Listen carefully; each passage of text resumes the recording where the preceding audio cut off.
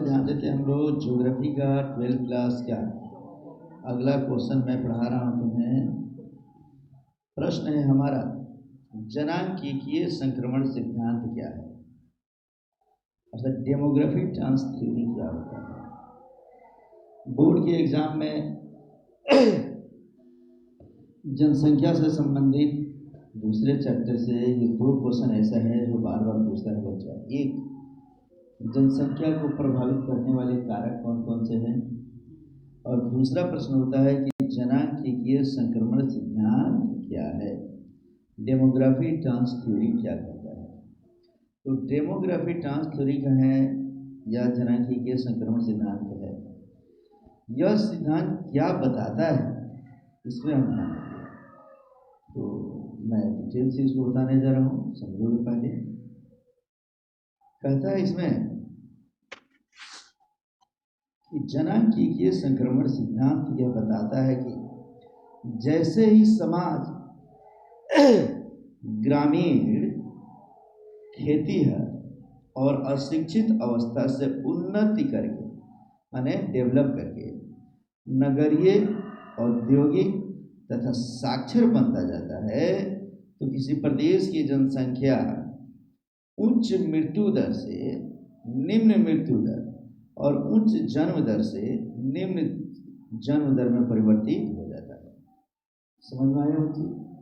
जनांकीय संक्रमण सिद्धांत कहता है कि जनों की संख्या, लोगों की संख्या जब ग्रामीण क्षेत्र से बदलते बदलते शहरी क्षेत्र में परिवर्तित हो जाए, लोगों की सोच में परिवर्तन हो जाए, तो उसे ही हम क्या कहते हैं, जनांकीय संक्रमण सिद्धांत। जैसे तुम देखना बच्चे, तुम्हारे गांव में जो भी लोग होते हैं, गांव में जब व्यक्ति पैसे वाला हो जाता है या जब उसको एजुकेशन हो जाता है, तो गांव छोड़कर वो क्या करता है, शहर में बसना शुरू कर देता है। गांव में रहोगे तो जन्म दर भी उच्च होता है और मृत्यु दर भी उच्च होती है। लोगों के बच्चे 2, 4, 5, 10 हो जाते हैं, 6 हो जाते हैं बच्चे। और वही जैसे ही उसकी एजुकेशन मिलती है, वो पैसे का महत्व समझता है, जीवन का महत्व समझता है, तब जिसको 5-5, 6 बच्चे जिस गाँव में जिस व्यक्ति को होता था, वह शहरों की तरफ आने लगता है और उसके बच्चे भी अब कम होने लगते हैं, और वो समझता है इम्पोर्टेंस और सोचने लगता है हम लोग, हमारे लोग कि कम बच्चे रहेंगे तो सुविधाएं हम उसको अधिक देंगे, उसको पढ़ाएंगे लिखाएंगे, उसे कामयाब करेंगे। अर्थात ग्रामीण क्षेत्र, फिर से देखेंगे क्या कहता है जी, ग्रामीण क्षेत्र जनांकीय संक्रमण सिद्धांत के अनुसार क्या करता है जी, नगरीय औद्योगिक अवस्था को जब प्राप्त कर लेता है तो उसे ही कहते हैं जनांकीय संक्रमण सिद्धांत। यानी गांव के लोगों का, गांव के जनों का शहर में तब्दील हो जाना, उच्च जन्म दर से निम्न जन्म दर और उच्च मृत्यु दर से निम्न मृत्यु दर को प्राप्त कर लेने का सिद्धांत क्या कहलाता है, जनांकीय संक्रमण सिद्धांत। जहाँ एजुकेशन होती है वहीं भी ये संभव है बच्चे, जहाँ एजुकेशन नहीं है वहाँ संभव नहीं। इसीलिए गांव में जो पढ़ता है, लिखता है, समझता है, वो शहर की तरफ आकृष्ट होता है, वो अपने परिवार के प्रति समर्पित होता है, सोचता है कि हमें अपने जीवन में क्या करना है क्या नहीं। यह परिवर्तन 3 अवस्थाओं में होता है। जनांकीय संक्रमण सिद्धांत की अवस्था कितनी होती है बच्चे, 3 अवस्था। प्रथम अवस्था क्या कहता है कि जनांकीय संक्रमण सिद्धांत के प्रथम अवस्था में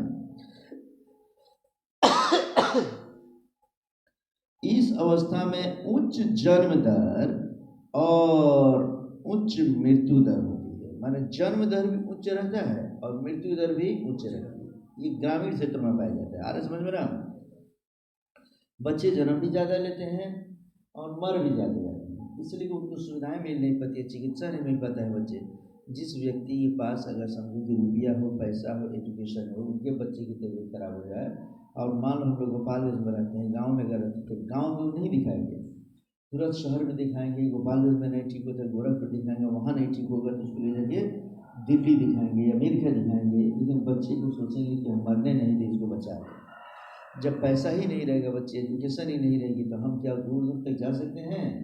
नीम हकीम खतरे जान वाले गांव के डॉक्टर साहब से ही दिखाते रहेंगे, अब बच्चा एक दिन क्या करेगा, मर जाएगा। ये प्रथम अवस्था होती है कि प्रथम अवस्था में जन्म दर भी उच्च होता है और मृत्यु दर भी उच्च होती है, जिसका मुख्य कारण होता है महामारी। कभी कभी महामारी आ जाता है बच्चे। महामारी मतलब क्या होता है बच्चे? ऐसी बीमारी आ जाए कि एक को हो और उसके साथ सबको धीरे धीरे धीरे धीरे होना शुरू हो जाए। जैसे अभी देख लो, कोरोना आया था। पुराने ज़माने में हैजा आता था, एक आदमी का पेट मुंह चलता था, सबका पेट मुंह चलना शुरू हो जाता, गाँव का गाँव साफ हो जाता था बच्चे। कोरोना जैसी बीमारी ये महामारी है। तो महामारी, कुपोषण, भूखमरी, गरीबी तथा अशिक्षा, माने जब तक गांव में महामारी रहेगी बच्चे, कुपोषण रहेगा, भूखमरी रहेगी, गरीबी रहेगी, तब तक समझ लो हम कौन सी अवस्था में रहते हैं? प्रथम अवस्था है। जन्म दर तो उच्च होता है, लेकिन इस सब के कारण बच्चे क्या करते हैं? मरते भी बहुत मरते हैं। इससे जनसंख्या वृद्धि धीमी होती है, याद रखना ना।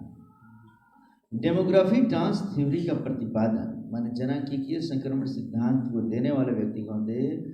WM अंशन ने 1929 ईस्वी में किया था। माने WM अंशन ने 1929 ईस्वी में इस ग्राफी को दिया था। इसे वैज्ञानिक स्वरूप देने का श्रेय फ्रैंक नोटेस्टीन को दिया जाता है, और साइंटिफिकली इसको देने वाला जो व्यक्ति थे कौन थे जी? फ्रैंक नोटेस्टीन। तो इस तरीके से ये हम याद रखेंगे बच्चे। तो हमने बताया इसकी प्रथम अवस्था। अब हम क्या पढ़ेंगे? इसकी दूसरी अवस्था। इसकी दूसरी और तीसरी, तीन अवस्थाओं को पढ़ना है बच्चे। हम दूसरी अवस्था को पढ़ते हैं।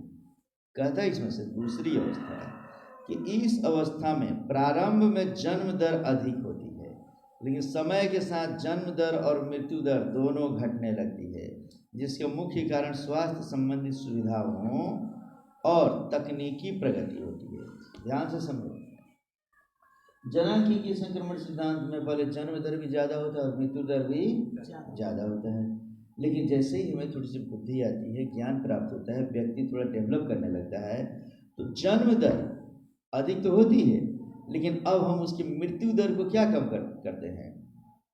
उसको थोड़ा सा कम करने लगते हैं। जन्म दर भी थोड़ा सा कम करने की कोशिश करते हैं कि भाई हमें 8-8, 10-10 बच्चे न हो, कम से कम हो थोड़ा सा, और मृत्यु दर भी कम हो, माने उसको जल्दी मरने नहीं देना है, कहीं से इलाज करा के उसको बचा लेना है।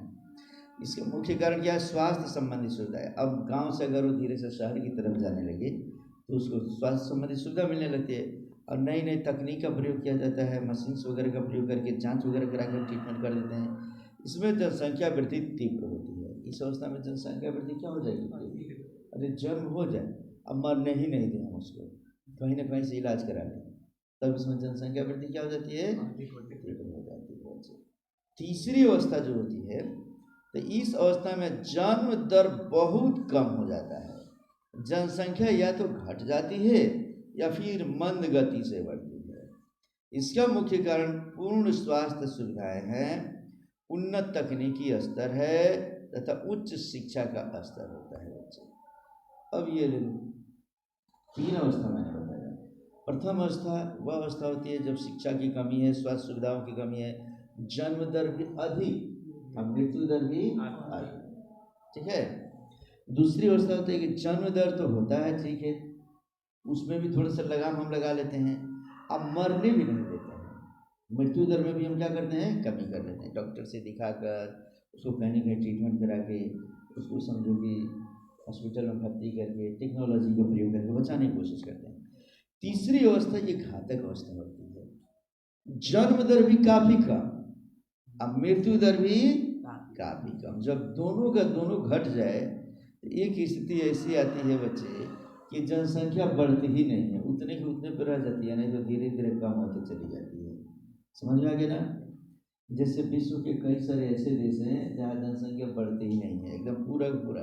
अरे मान लो कि हम दो हमारे एक, अगर ऐसा नीति कर लें कि हम लोग पति पत्नी 2 आदमी हो और बच्चे सिर्फ एक ही हो, और वो बच्चा अगर मर जाए, हम इसमें समझो कि औरत अगर कोई है उसको हम लोग या तो ऑपरेशन करा दिए हैं कि फिर से बच्चा ही ना हो, फिर जनसंख्या क्या होती है? धीरे धीरे घटती चली जाती है, समापन की ओर चली जाती है बच्चे। ये पूर्ण स्वास्थ्य सुविधाएं जब मिलेगी, उन्नत तकनीक का प्रयोग किया जाएगा, उच्च शिक्षा का स्तर होता है, तब हम करते हैं, ठीक है ना। तो तीन अवस्थाएं हैं बच्चे, तीनों अवस्था को जानेंगे। तो जनसंख्या नियंत्रण के उपाय क्या है? माने अब हम अभी तक जो पढ़े उसमें हम लोग पढ़ लिए कि जनसांख्यिकीय संक्रमण सिद्धांत क्या है, आखिर तीसरी अवस्था कैसे लाएंगे, हम जनसंख्या पर हम नियंत्रण कैसे करेंगे। मान लो कि जन्म दर भी उच्च हो और मृत्यु दर भी उच्च हो, तो हम लोग कौन सा उपाय कर लें कि जनसंख्या को हम लोग कंट्रोल कर लें। मान लो शिक्षा ही ले ले, टेक्निक हम प्रयोग ना करें, तब हम लोग जन्म दर को नियंत्रित नहीं कर पाएंगे।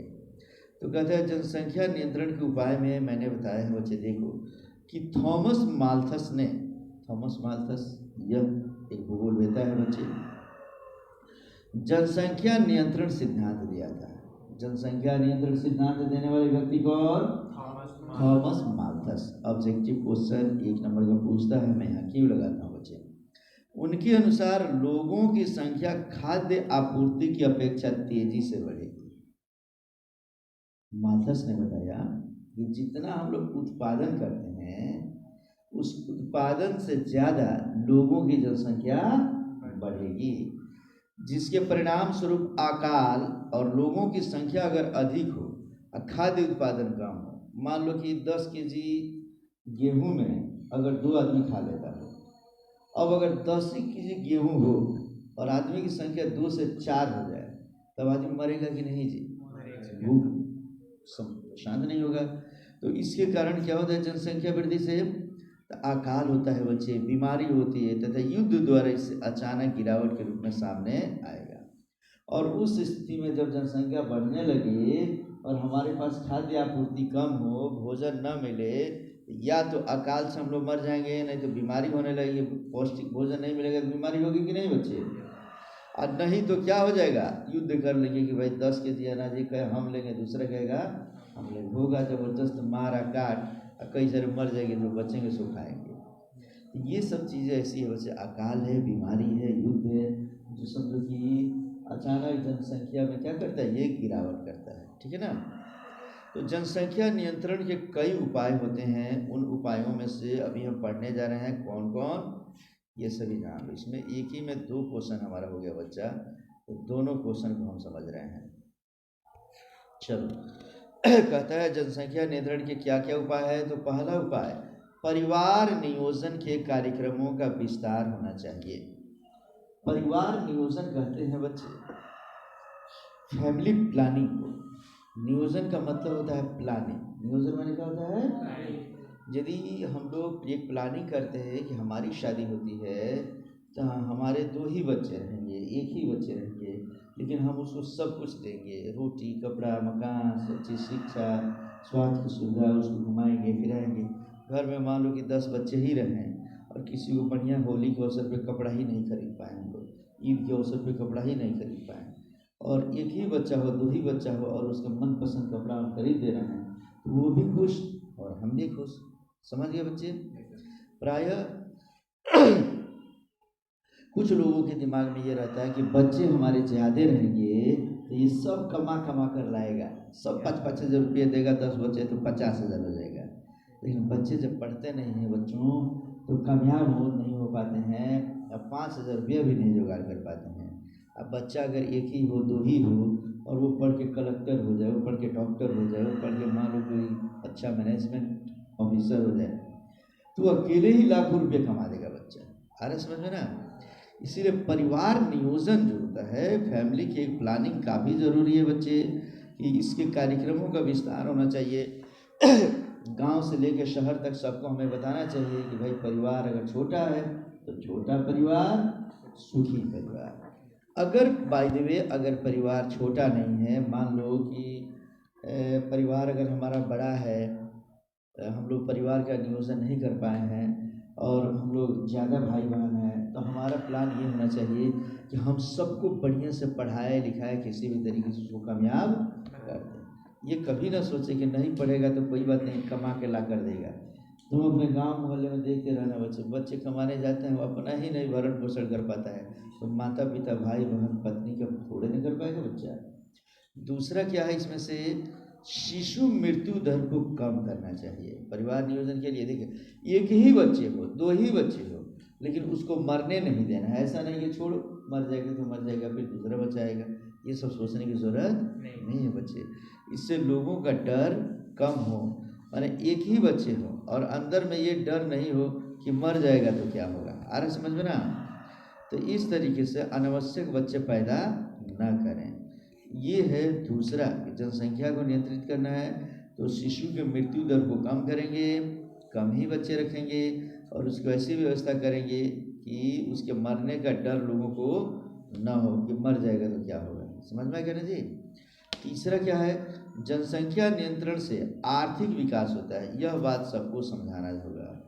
मैंने देखो, जब तक जनसंख्या नियंत्रण नहीं होगा हमारा आर्थिक डेवलपमेंट नहीं हो सकता। आर्थिक डेवलपमेंट, मानो तुम्हारे पिताजी तुम्हारे दादाजी के 4 बेटे, दादाजी कितने बेटे जी? 4 बेटे।